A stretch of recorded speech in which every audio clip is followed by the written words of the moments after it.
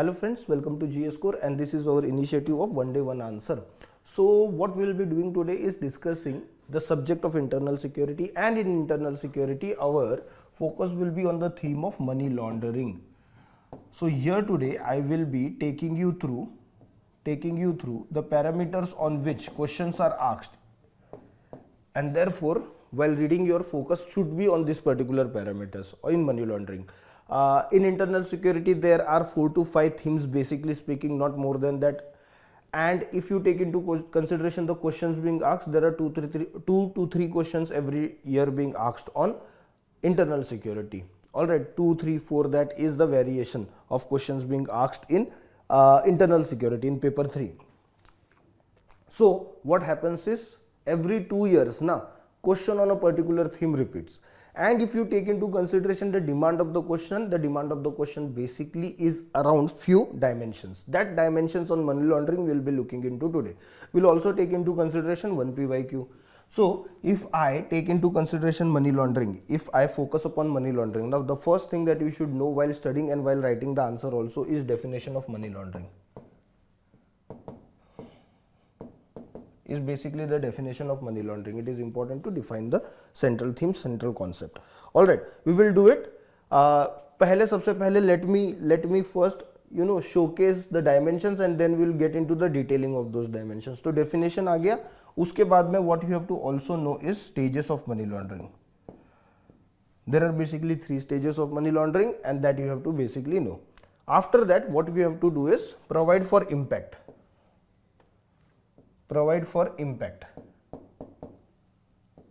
That is cost due to money laundering, especially in India. And when I say especially in India, because this topic is related to, or this particular theme is under the subject of internal security, so your groundation with respect to money laundering has to be in internal security. So impacts, when you mention the impacts, first mention the impacts that money laundering has on internal security of India, and then what you can do is you can move into other topics, other themes. For example, money laundering does have impact on the economy of India. Money laundering does have impact on international relations of India, foreign relations of India. All those points will come, but first and foremost you have to talk about internal security of India. Alright, so impact mein internal security and other topics will come into play. Again, we will discuss them. Just give me a minute. After that, you have to mention efforts that are taken by the government at this point of time. Efforts that are taken by the government and investigating agencies that are basically involved in money laundering, those have to be mentioned by you. Last I will say is way forward. What more can be done? Way forward. What more basically can be done with respect to money laundering?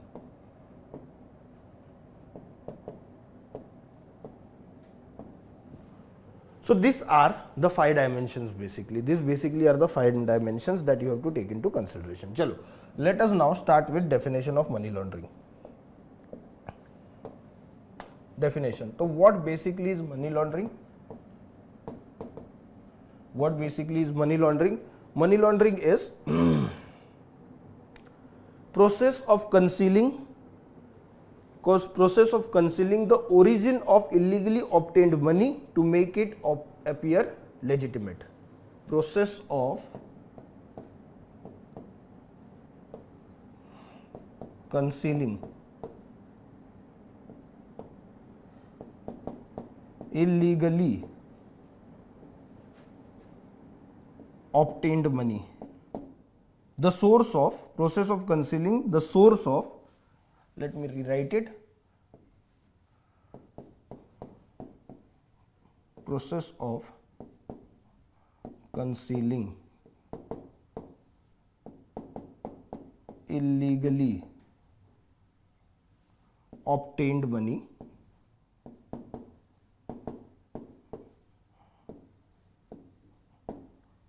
so as to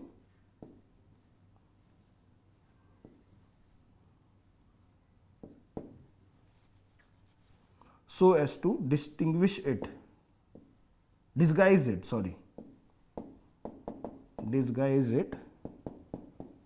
as legal.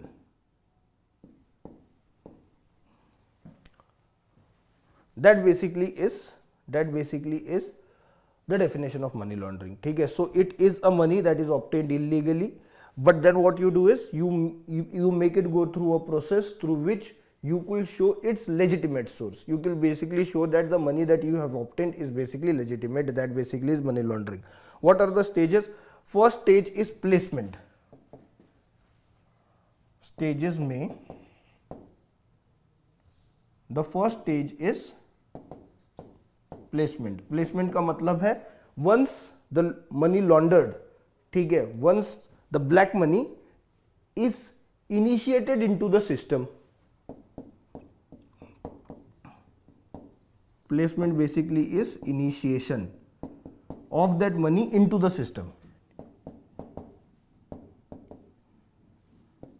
Second is when you make that money get into a process of, when you get that money into the process of layering, that is converting that black money into legitimate money.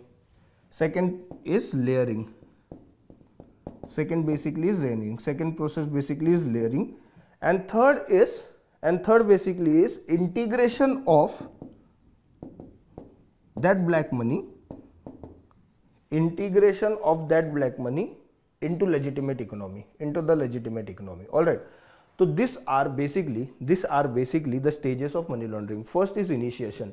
ठीक है, money laundered हो चुका है, money laundering, black money has been obtained. Now what you are doing is you are trying to initiate the process of it becoming white. That is the first process. Second is the laundered money or the black money actually goes through the process of getting converted into white, and that is termed as layering. Why? Because it will be sent to multiple accounts, and through that account a source will be deviated towards you. A source will be deviated towards you which will provide for its legitimacy. And last is money getting integrated, that money getting integrated into legitimate economy. Now what we will do is we'll look into the impact. What impact does money laundering have? What impact does money laundering have? All right. देखो, money laundering most of the time is channeled through most of the time नहीं, always it is channeled through illegitimate means, illegitimate mechanisms, and those mechanisms are the one which basically fund organized crimes in India. The work of laundering money is basically done by organized crimes, ठीक है, through havalas, and the part of fees that they receive for their services become the part of fees that they receive, the part of money that they receive as fees for their services, it basically becomes a source of organized crime. It becomes a source of revenue for organized crime. So it helps in growth of organized crime. Second basically is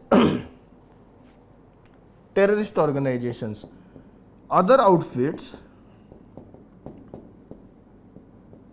that basically are into money laundering are terrorist organizations. They basically are terrorist organizations. All right, and hence laundered money or black money has helped in growth of terrorist organization. All right, growth of terrorist organizations. And third is Naxalism, Naxalites. So growth of all these three illegitimate activities,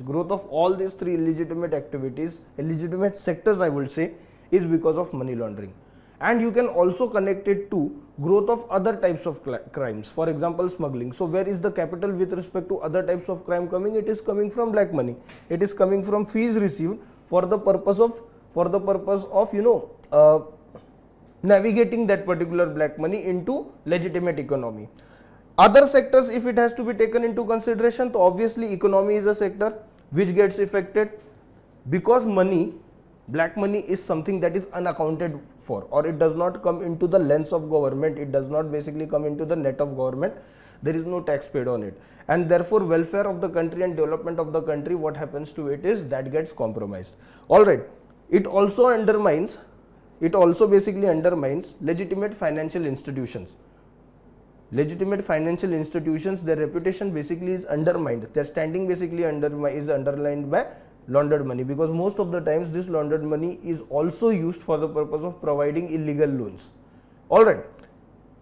National security we have looked into. It also affects global It also basically has global impact, global implication. It affects international trade and international relations. The relations between India and Mauritius, for example, to a certain extent are strained because of Mauritius being a source of navigating black money.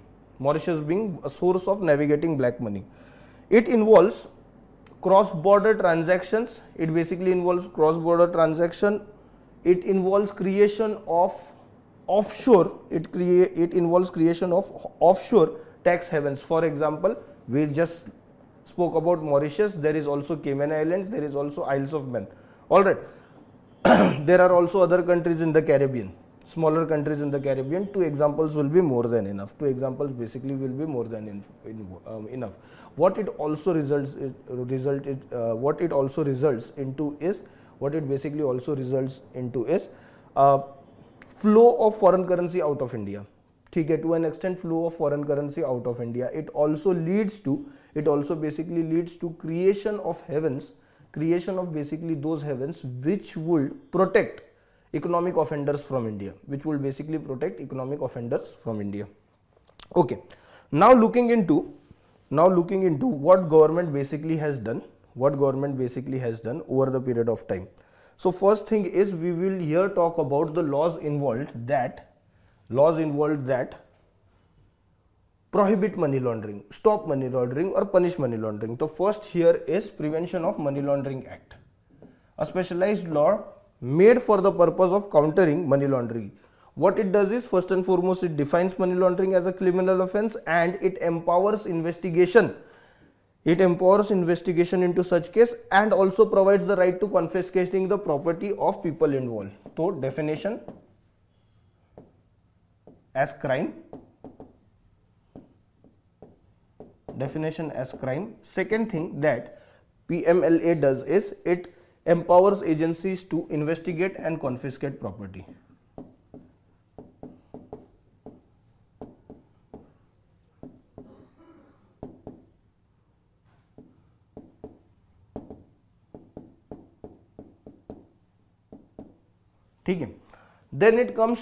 Then it basically comes to UAPA, that is Unlawful Activities Prevention Act. It addresses the concern when it relates to black money funding terror organizations or terror outfit or terror activities. UAPA specifically related to links between black money and terrorism.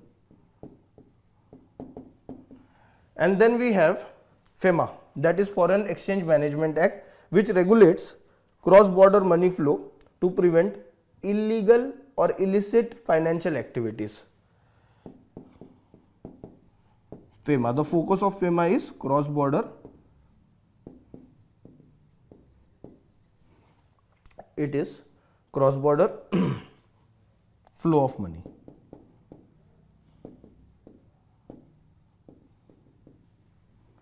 Alright, what are the institutions involved? What basically are the institutions involved? So first is ED. With respect to India, obviously it is ED, Enforcement Directorate, investigates cases related to money laundering and ensures confiscation of assets related to people involved in money laundering. And then there is Financial Intelligence Unit, which monitors and reports suspicious transactions, high volume suspicious transactions. Alright, so this is a money laundering. With this is overall the skeleton that you need to have for the purpose of writing answers related to money laundering. Not what we will do is additional information that is required for the purpose of this theme. Now we will look it through the question. Let us look at the PYQ. Let us basically look at the PYQ. Discuss how emerging technologies and globalization contributes to money laundering. Elaborate measures to tackle the problem of money laundering both at national and international level. So question basically is not that difficult. The only thing is that the question is focused upon two aspects. One is emerging technologies and other is how to tackle money laundering which has accelerated or got momentum due to these technologies. The technologies have been used for the purpose of enhancing the crime of money laundering. We have to showcase how in particular efforts at national and international level, efforts efforts at national and international level, how basically they can counter this particular menace. Okay, so in this answer, now first is the definition that you have to write. We have already looked into the definition. Second thing that you have to do is now look into the technologies that the question is asking about. All right, so the first technology that comes to mind is of course cryptocurrency.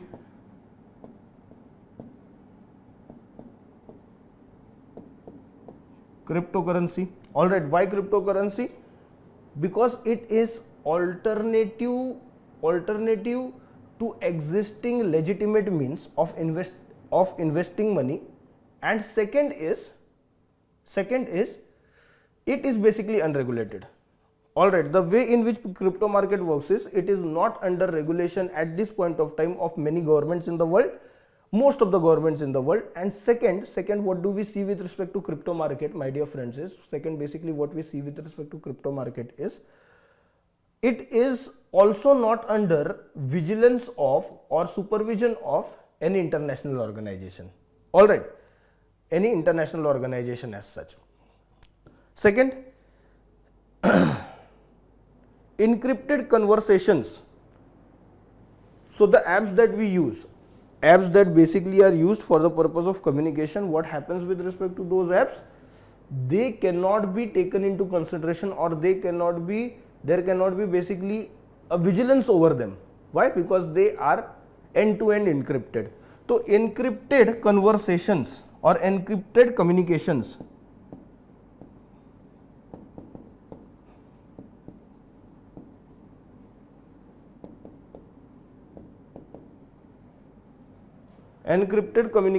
what they do is they do not allow vigilance over the acts, illegal acts, especially the acts of money laundering.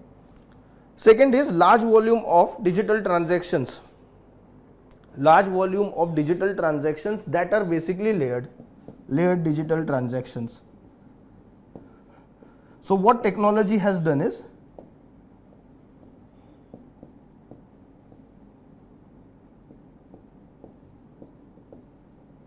what technology, my dear friends, basically has learned it has layered the black money. All right, it allows layering of the black money. What it in simple languages means is at one point of time the money could be sent to different accounts and it could be brought into one account.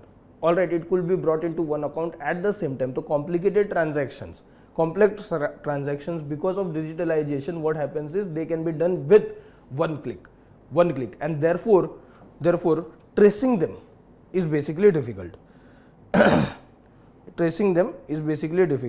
And second is of course hacking. So what hacking basically does is it allows transactions to take place through dummy accounts or some another individual's account.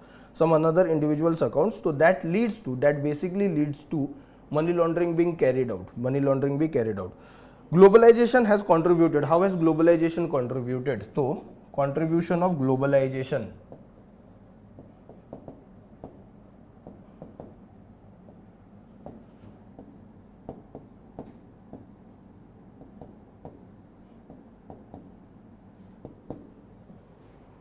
First is placement of money in global financial systems create problems due to lack of coordination. So when money actually enters into international financial arena, all right, and it is easy for money nowadays to enter into international financial arena. Problem with respect to it is lack of coordination.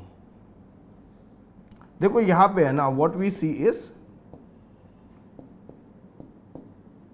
lack of coordination between countries. यहाँ पे है ना, what do we basically see is link between economy and internal security. So economic transaction and economic involvement of countries with each other has risen to such an level कि what happens is transferring money basically from one country to another is not difficult. Still there is problem with respect to coordination due to multiple jurisdictions. Another thing is obviously rise of tax havens, and due to globalization again taking money into tax havens is not a problem. As we have mentioned some of the tax havens, write them into the answer. write them into the answer. And then is because of distribution, because of the distribution networks that are available, transferring of that money into different assets has become easy through global connect that has been established. ठीक है, conversion of that money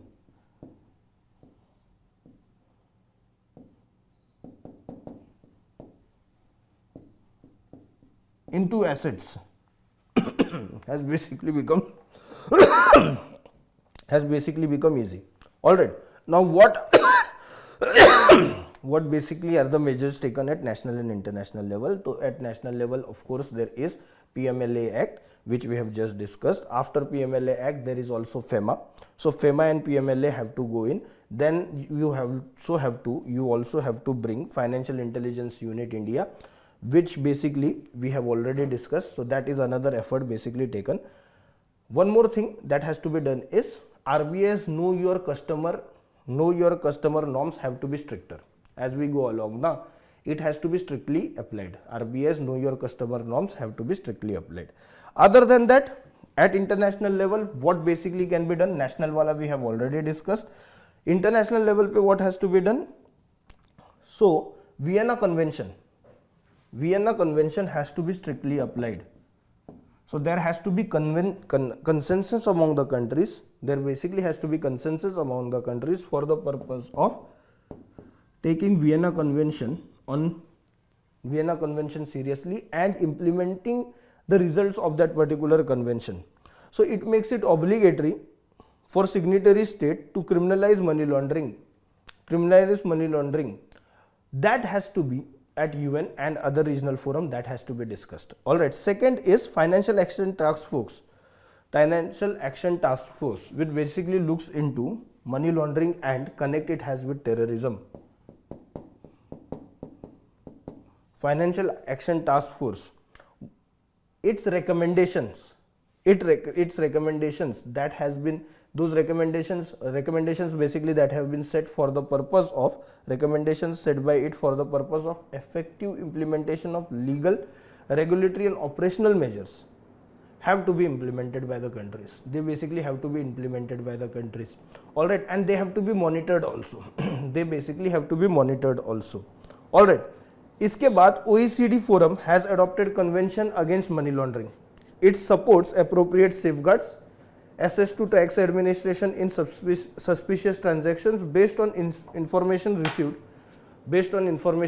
So what has to be done? What basically has to be done is the guidelines adopted by OECD countries. The guidelines basically adopted by OECD countries.